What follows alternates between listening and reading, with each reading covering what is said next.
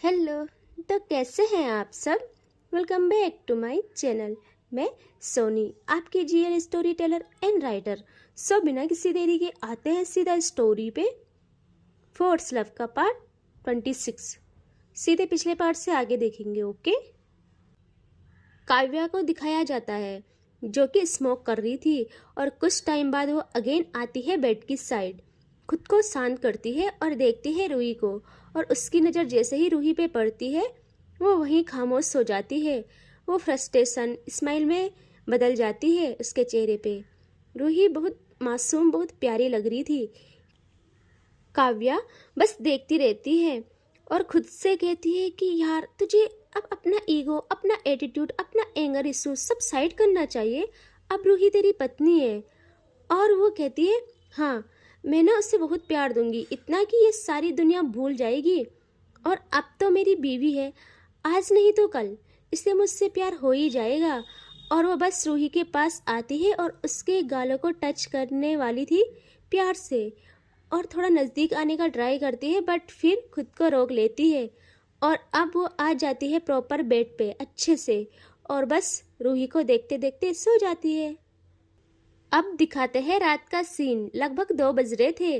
रूही की नींद खुलती है, वो आंखों को खोलती है और देखती है सामने काव्या होठों पे मुस्कान लिए सोई थी।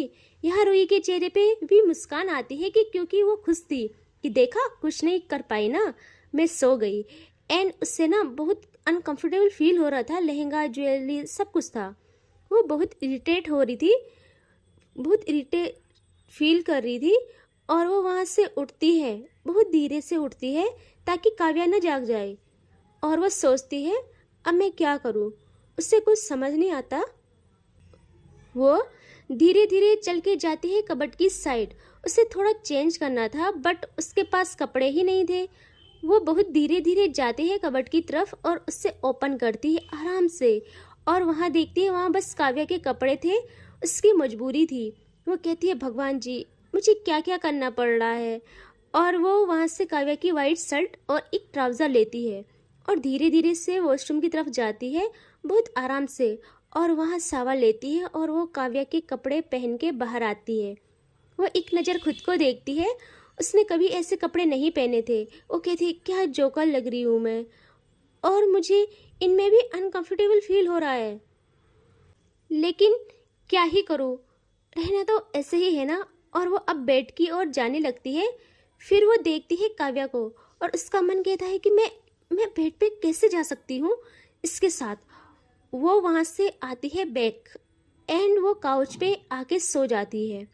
एंड अब दिखाते हैं सुबह का सीन जहाँ खुलती है रूही की नींद उससे, और उसके चेहरे पे स्माइल थी। वो खोलती है अपनी आइज एंड जैसे ही खोलती है वो देखती है वो बेड पे है। वो घबराकर जल्दी से उठ के देखती है बगल अपने।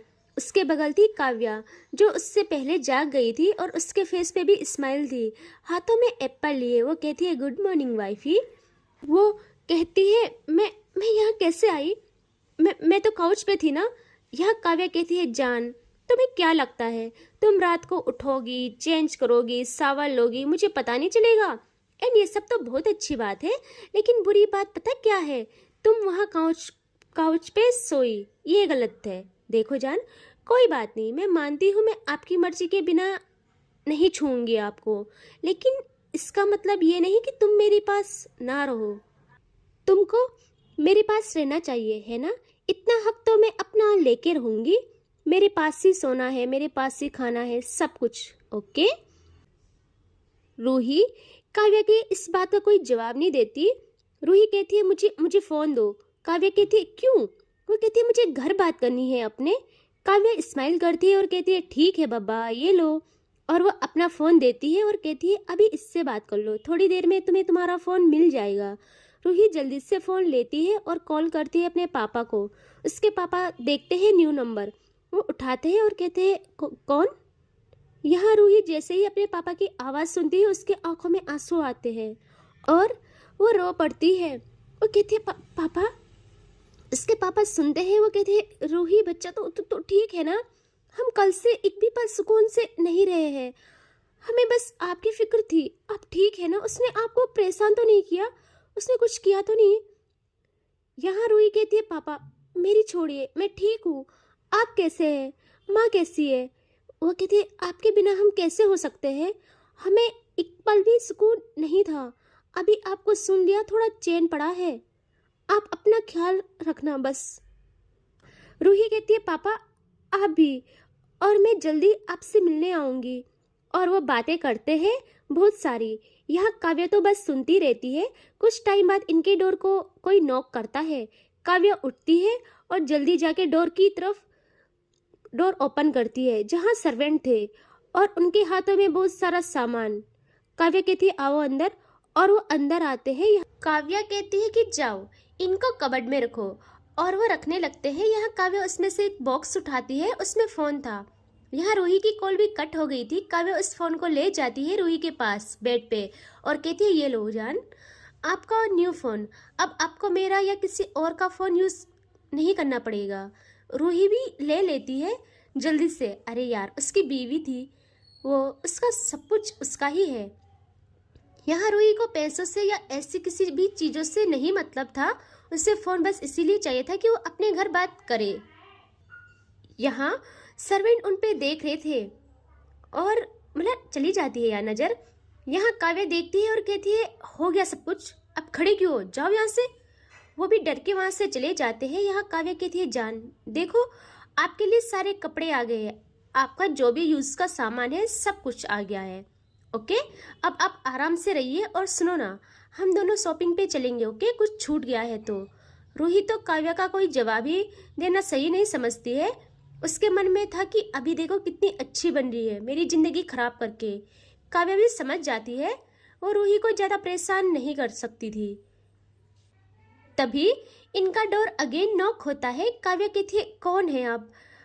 तो काव्या की माँ कहती है मैं हूँ बच्चा, डोर ओपन करो। यहाँ काव्या अपनी माँ की आवाज़ सुनती है और जल्दी से जाती है और डोर ओपन करती है। सामने उसकी माँ थी। काव्या जल्दी से अपनी माँ को हक करती है और कहती है गुड मॉर्निंग मम्मा। उसकी माँ भी प्यार करती है काव्या को और कहती है रूही कहाँ है, उठ गए तुम लोग। काव्या कहती है हाँ माँ। तो वो देखती है पीछे और वो आती है अब अंदर और रूही को देखती है। रूही तो शर्मा जाती है, वो खुद को ब्लैंकेट से कवर करती है। उससे काव्या के कपड़ों में भी शर्म आ रही थी। यहाँ काव्या की माँ देखती है रूही को और वो स्माइल करती है। उनको लगता है पक्का रात को कुछ हुआ है, बट उन्हें क्या पता कुछ भी नहीं हुआ यार।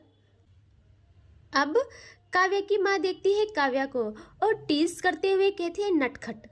काव्या कंफ्यूज कि मैंने क्या किया। वो कहती है सुनो रूही, आज आपका फर्स्ट डे है आपने घर में, तो आप ना रेडी रहना, ओके। आज आपकी पहली रसोई है। यहाँ काव्या सुनती है और कहती है माँ ये क्या होता है। वो कहती है बुद्धू, ये बहू की पहली रसोई है, इसको कुछ बनाना होगा जिसे सब टेस्ट करेंगे। काव्या कहती है माँ किचन में। तो वो कहती है हाँ पगलू, और कहाँ बनता है खाना, किचन में ही तो बनता है। यहाँ काव्या कहती है माँ वो सब ठीक है लेकिन रूही कैसे बना सकती है, वो थक जाएगी ना। और माँ मैं नहीं चाहती उससे प्रॉब्लम हो, मुझे उससे कोई काम नहीं करवाना है। माँ वो रानी है मेरी रानी।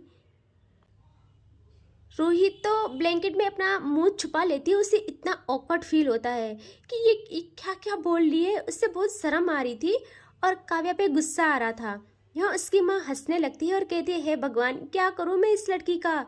अरे तेरी रानी से काम नहीं करा रहे हैं, ये रस्म है, और अब आगे कुछ मत बोलना, ओके। एंड रूही, वो रूही को देखती है और कहती है बच्चा आप तैयार होके नीचे आ जाओ, आज साड़ी पहनना, ओके।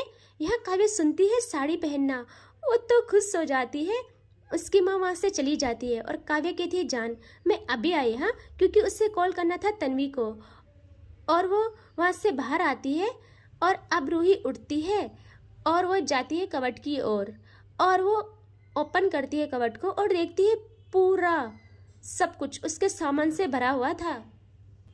उसके कपड़ों से भरा था, हर तरह के, जैसा रूही पहनती है वैसा, जैसा उसे पसंद था, सब कुछ रूही के पसंद का था। वहाँ बहुत साड़ी भी रखी थी। रूही उसमें से एक उठाती है और जाती है वॉशरूम में। और अब थोड़ा आते हैं तन्वी पे, जो कि रात को जैसे ही उसे कॉल आती है वो देखती है स्क्रीन को और वो कॉल थी रिया की। तन्वी तो शॉक्ड कि मैं इसे क्या बताऊं, क्या काव्या को बोलूं। वो उस फ़ोन को लेती है और वहाँ से फुल ड्रंक होके आवाज आती है रिया की, और म्यूजिक की आवाज भी थी क्योंकि रिया बार में थी। यहाँ तन्वी ने जैसे ही फोन उठाया था वहां से रिया फुल ड्रंक और रो रो के कह रही थी, तुम्हारी तुम्हारी तुम्हारी दोस्त कहाँ है? मेरा फोन क्यों नहीं उठा रही है वो? सुना है शादी कर ली उसने, है ना? और उसी टाइम तन्वी कॉल कट करती है और काव्या को कहती है कि काव्या मुझे जाना होगा, और वो वहाँ से निकलती है। वो रिया का लोकेशन ट्रैक करती है और पहुँच जाती है उस बार में जहाँ रिया फुल ड्रंक होके बैठी थी, और आंसुओं की तो कोई लिमिट ही नहीं। यहाँ तन्वी जल्दी से जाती है और कहती है रिया ये सब क्या है? रिया देखती है पलके उठा के ऊपर तन्वी को और कहती तुम आई हो यहाँ? यहाँ आई हो, लेकिन क्यों? तुम्हारी दोस्त कहाँ है? हाँ, फर्स्ट नाइट मना रही है अपनी।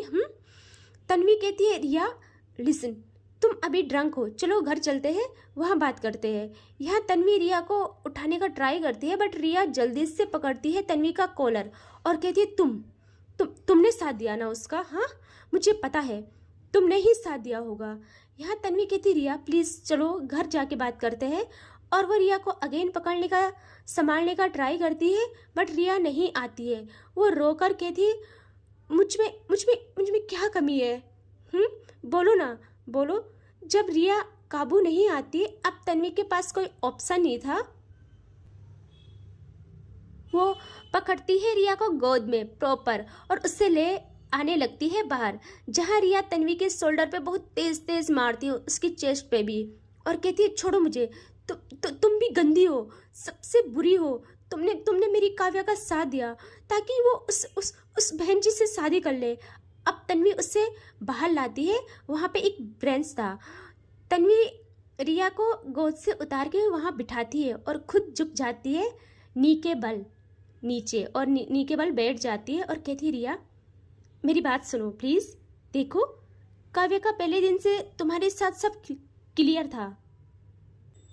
तुमने ही कह रखा था कि तुम इस बात को जानती हो, फिर तुम उससे इल्जाम नहीं दे सकती हो। वो उससे प्यार करती है और वो तुम्हारे लिए भी कभी बुरा नहीं सोचती। तुमको हमेशा क्लियर किया। यहाँ रिया का दिमाग पहले से खराब था। वो गुस्से में बेंच पे पूरा टिक जाती है और अपनी हील्स को रखती है सामने बैठी तन्वी के हार्ट पर। देख रहे हो क्या बोल्ड मूव है यार। और उस हील्स को थोड़ा तेज प्रेस करती है तन्वी के दिल पे, जिससे तन्वी को पेन होता है, बट वो सिर्फ रिया की आंखों में देखे जा रही थी, और उसका ये था कि करो जो करना है करो। यहाँ अब कहती है रिया यहाँ दर्द होता है मेरा, जब मैं काव्य को किसी और के लिए तड़पता देखती हूँ। यहाँ दर्द होता है मेरा। तुमने कभी फील किया है जिसे तुम चाहो और वो किसी और को उसी शिद्दत से चाहे तो कैसा फील होता है? तभी ऐसा फील होता है, ऐसा ही दर्द होता है, और यहाँ होता है। वो उसके दिल पे और जोर से अपनी हिल्स को प्रेस करती है। यहाँ तन्वी जल्दी से पकड़ती है रिया का पैर अपने एक हाथ से और खुद से अपने हार्ट पे और जोर से प्रेस करके रिया की आंखों में देखते हुए कहती है हाँ किया है वो दर्द फील, और अभी भी कर रही हूँ। यहाँ रिया तो कुछ समझ नहीं पाती, लेकिन हम सब समझ जाते हैं कि तन्वी रिया को कितना चाहती है। यहाँ रिया जल्दी से अपना पैर हटा के साइड करती है और कहती है बकवास बातें मत करो, और तन्वी अगेन रिया का पैर पकड़ती है और उसके हिल्स रिमूव करती है प्रॉपर दोनों, और खड़ी उठती है। यहाँ रिया देखती है ऊपर तन्वी को, क्योंकि रिया अभी भी चेयर पे ही थी। यहाँ तन्वी झुक के रिया को अगेन गोदी में पकड़ती है और तन्वी बिना परवाह किए लाती है उससे गाड़ी में और बिठाती है और सीट बेल्ट लगाती है और खुद ड्राइव करने लगती है। यह रिया जो सुनाती है तन्वी को कि तुम्हारी शक्ल न देखूं मैं अब दोबारा, तुम मुझे उतारो गाड़ी से, वरना मैं चलती गाड़ी से कूद जाऊंगी। यहाँ तन्वी देखती है गुस्से में रिया को और जल्दी से उसका हाथ पकड़ती है टाइट, क्योंकि रिया का कोई भरोसा नहीं था, वो कूद जाती। यहाँ तन्वी रिया का हाथ पकड़ती है टाइट और दूसरे हाथ से ड्राइव करती है बहुत फास्ट, और कुछ टाइम बाद ये लोग पहुंच जाते हैं तन्वी के घर।